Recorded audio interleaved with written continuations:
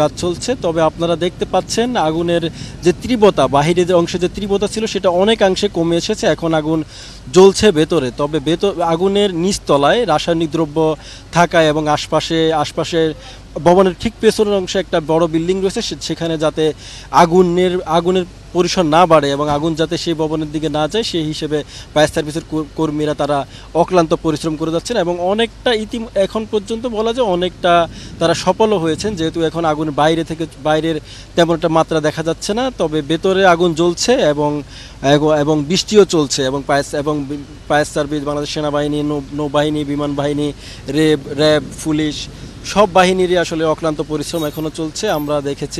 আমরা ফায়ার সার্ভিসের সঙ্গে কথা বলেছি, তারা আমাদের যেমনটা জানায় যে 23টা এবং 25টা ইউনিটের পরে তারা আসলে আরও 2টা ইউনিট বাড়িয়েছে এবং এখন মোট 27টা ইউনিট আসলে কাজ চালাচ্ছে এবং নৌবাহিনী তাদের পর্যাপ্ত পরিমাণে বাইরে থেকে পানি এনে, ইশাখা ঘাটি থেকে পানি এনে তাদের পানি দিয়েছে এবং রিজার্ভ পানি চলছে। তো সব মিলিয়ে বলা চলে বৃষ্টিও চলছে এবং নৌবাহিনী সহ এবং বাংলাদেশ সেনাবাহিনী, বিমান বাহিনী, পুলিশ, র্যাব এবং ফায়ার সার্ভিসের কর্মীদের অক্লান্ত পরিশ্রমে আসলে আগুন নেভানোর কাজ চলছে। কি বুঝলেন ভাই?